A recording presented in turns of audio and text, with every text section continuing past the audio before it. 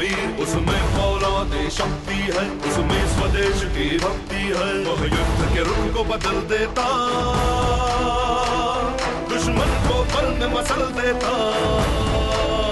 महायोद्धा, महायोद्धा, महायोद्धा, महायोद्धा, महायोद्धा, महायोद्धा, महायोद्धा, महायोद्धा। निर्भीक साहसी वफादार वो सूरवीर सबका है यार, उत्साही सूरमा परमवीर, रक्षक सब कारण धीर वीर, हिम्मत वाला साहस वाला योद्धा सबका है रखवाला। महायोद्धा, महायोद्धा, महायोद्धा, महायोद्धा, महायोद्धा, महायोद्धा, महायोद्धा, महायोद्धा।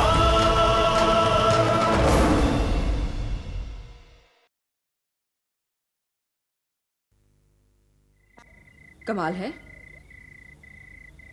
ऐसा लगता है कि 3 साल के अंदर सुंदरगढ़ में सब कुछ बदल गया है। आज से 3 साल पहले जब हम यहां आए थे तो हमारे मामा की मुट्ठी में सब कुछ था, मगर अब रास्ते की मामूली लोग भी हमारा रास्ता रोकने लगे हैं। ये तुम क्या कह रही हो बिजली? मैं सच कह रही हूं मौसी।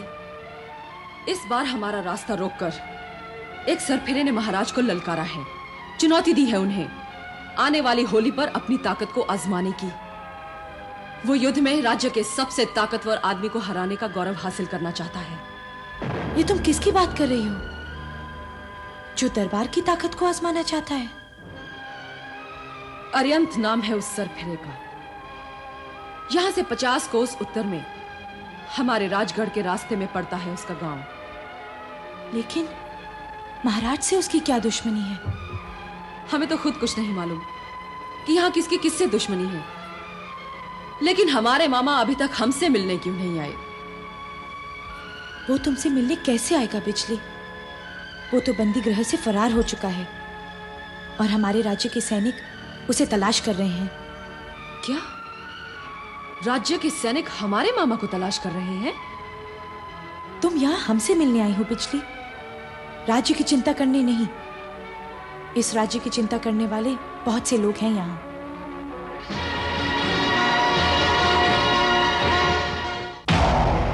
राजकुमारी, सेनापति काल भैरव को सेनापति के पद से हटाने के लिए पूरी साजिश रची गई है।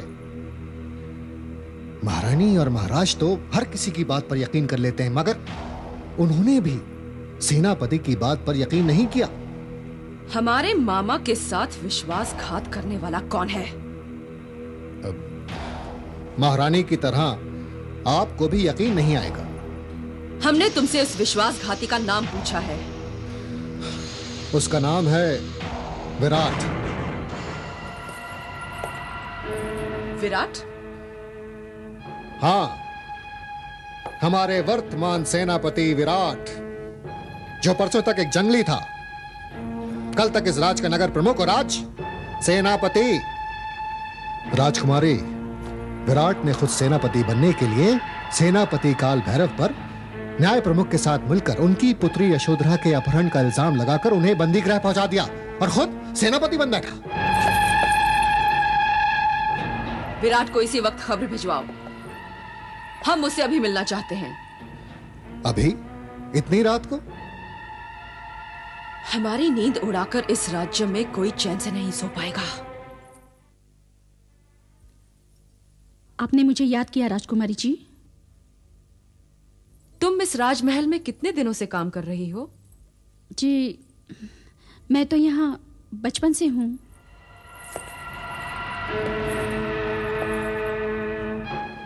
तब तो तुम्हें जरूर पता होगा कि महामंत्री का बेटा शिवा कितने भरोसे का आदमी है। इस राज्य में कोई भरोसे का आदमी नहीं है राजकुमारी जी, सिर्फ एक को छोड़कर। सिर्फ एक को छोड़कर? तुम किसकी बात कर रही हो? हमारे सेनापति विराट की बात कर रही हूँ मैं। आप उन पर भरोसा कर सकती हैं। विराट? विराट तक हमारा संदेश पहुंचाने के लिए क्या हमें खुद वहां जाना पड़ेगा? जी नहीं राजकुमारी जी, आपका संदेश विराट तक पहुंच चुका है। राजकुमारी जी, आपको महाराज ने बुलाया है।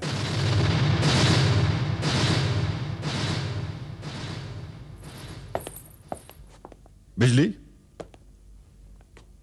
महारानी ने हमें बताया कि जनपद में किसी ने तुम्हारा रास्ता रोकने की कोशिश की और दरबार की ताकत से मुकाबला करने की चुनौती दी। हाँ महाराज, मगर उसकी बातों से ऐसा लगा कि वो राज दरबार को नहीं बल्कि आपको धूल चटाने के सपने देख रहा है।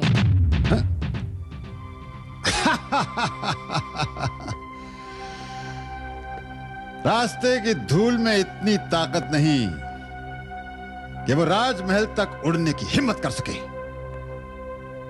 लगता है इसमें किसी और का हाथ है। मगर हमें तो वहां उसके अलावा और कोई नजर नहीं आया महाराज। हमें तो ऐसा लगता है कि वो किसी पुराने जख्म की टीस है। आपके नाम पर उसकी आंखों में हमने सिर्फ हिकारत और नफरत देखी है। अगर तुम ये कहना चाहती हो कि जिस आदमी ने तुम्हारा रास्ता रोका वो हमारा कोई पुराना दुश्मन है, तो इस पुरानी आंच को हवा देने के पीछे भी हमारे किसी नए दुश्मन का हाथ है। पर सुंदरगढ़ में आपका नया दुश्मन कौन हो सकता है महाराज? सिर्फ एक काल भैरव, जिसे हमने अपनी आस्तीन में पालकर बड़ा किया और जिसने हमारे राज की वफादारी के साथ धोखा किया, जिसने उन उसूलों को कलंकित किया जिनकी आन के लिए आज तक सुंदरगढ़ के खिलाफ किसी ने अपनी उंगली नहीं उठाई। हमारे खिलाफ सिर्फ एक ही आदमी आवाज उठा सकता है, काल भैरव। गुस्ताखी की माफी चाहती हूं महाराज। आप हमारे मामा काल भैरव पर कोई भी इल्जाम लगा सकते हैं, पर अरियंत नाम के जिस आदमी ने हमारी शान में गुस्ताखी की है उसका हमारे मामा के साथ कोई ताल्लुक नहीं हो सकता। बेटी, हमारा तजुर्बा तुम्हारी उम्र से बड़ा है, लेकिन हो सकता है जो तुम कह रही हो वो सच है। फिर भी जहां तक हमें याद है, हमारे राज में हमारी किसी के साथ कोई दुश्मनी नहीं है। खैर बेटी, तुम जाओ, आराम करो। हमारे इस नए दुश्मन का पता लगाने का काम विराट करेगा। एक बात पूछो महाराज? हाँ हाँ बेटी, पूछो। सेनापति विराट पर आपको कितना यकीन है? उतना ही यकीन बेटी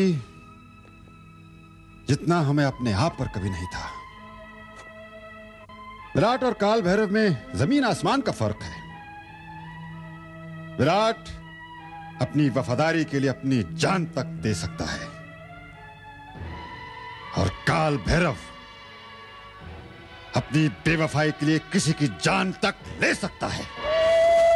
क्या हमारी भांजी बिजली राजमहल में पहुंच गई है? तब तो महामंत्री को सबक सिखाने का वक्त करीब आ गया है। उधर बिजली राजमहल के भीतर असंतोष की चिंगारियों को हवा देगी और इधर हम सुंदरगढ़ की सीमाओं को लपटों के हवाले कर देंगे। बहुत जल्द सुंदरगढ़ का सिंहासन हमारे कब्जे में होगा।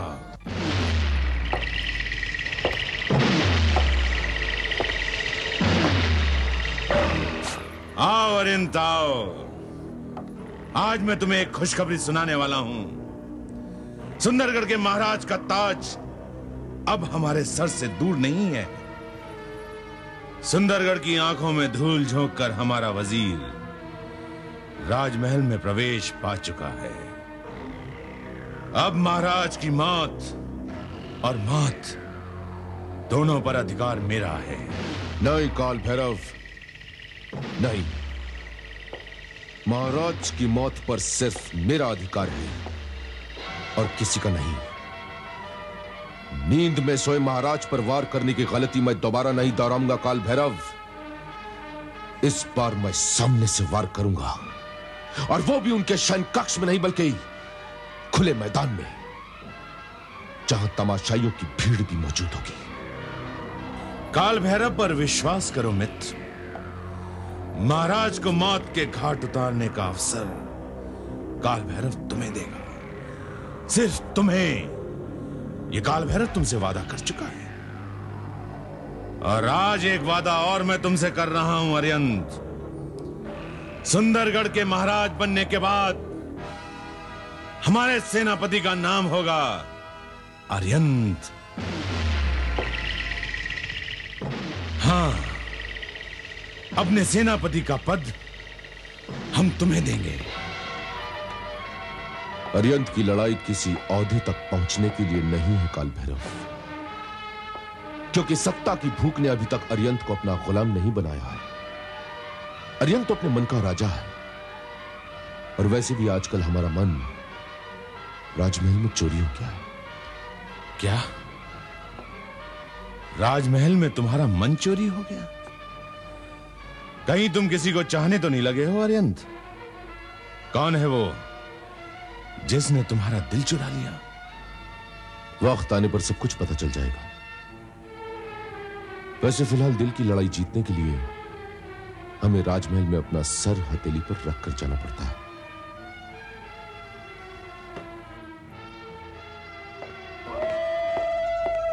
राजमहल में हमारी मोहब्बत की कहानी भी अधूरी पड़ी है। काल भैरव ने राजगुरु की पुत्री मीनाक्षी को अपनी महारानी बनाने का सपना देखा, और मीनाक्षी आज भी उन्हीं सपनों से आंख मिचौलियां खेल रही है। सैनिकों, अपनी ये वर्दियां उतारकर हमारे राज्य के सैनिकों की वर्दियां पहन लो। राजधानी के जंगल में राजगुरु की पुत्री मीनाक्षी रोज अकेली घूमती है, उसे काल भैरव का कोई खौफ नहीं रहा। तुम आज ही सुंदरगढ़ रवाना हो जाओ और मीनाक्षी को उठा कर ले आओ। जाओ। जो आ गया।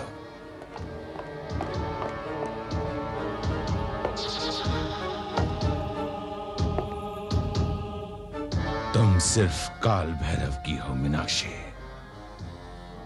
और किसी की नहीं।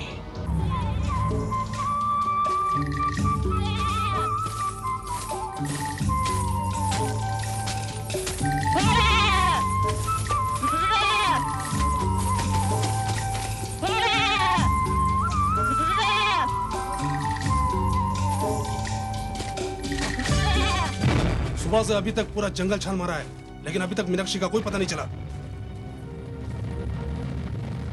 अरे यही तो है हमारे काल भैरव जी की मीनाक्षी। चलो पकड़ो इसे। चलो चलो चलो चलो चलो।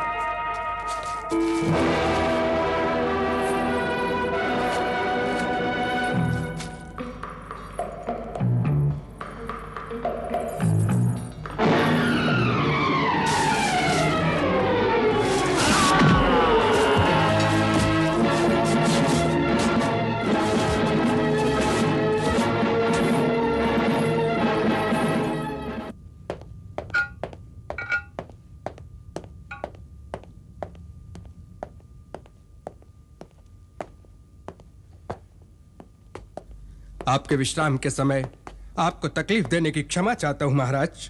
राजगुरु, आपके लिए यहां वक्त की कोई पाबंदी नहीं। आपके बिना हमने यहां कितना वक्त बेवक्त गुजारा है। कहिए, इस वक्त कैसे आना हुआ? आतंक ने आज भी अपनी हार नहीं मानी है महाराज। काल भैरव के फरार होने से संकट और गहरा हो गया है। हम समझे नहीं राजगुरु, आप कहना क्या चाहते हैं? हमारे सैनिकों के बीच आज भी काल भैरव के सैनिक मौजूद हैं महाराज। और आज उन्हीं सैनिकों ने मीनाक्षी पर जानलेवा हमला करने की कोशिश की है, जिसमें 4 सैनिक मारे गए।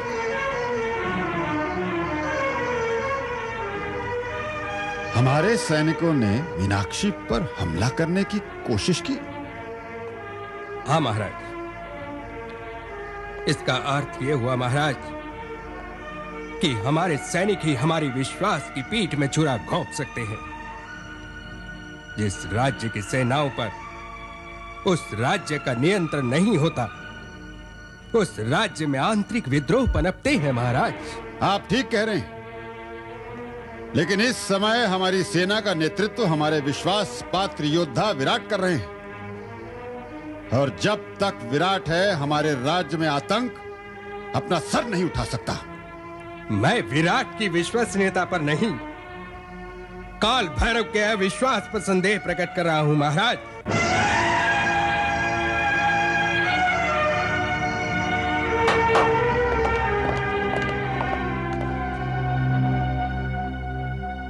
विराट से जाके कह दो कि हमसे तुरंत मिले और उसे हमारा यह आदेश पहुंचा दो कि जिन सैनिकों ने मीनाक्षी पर हमला किया था, उनके शव तुरंत अपने कब्जे में ले ले।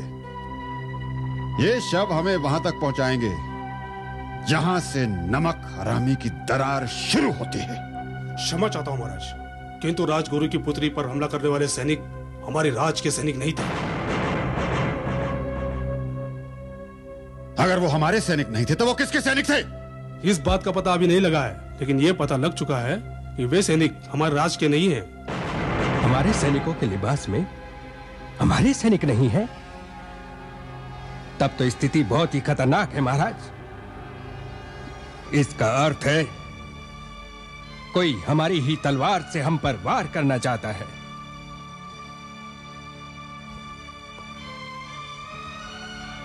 अगर वो हमारे सैनिक नहीं हैं, तो वो किसके सैनिक हैं?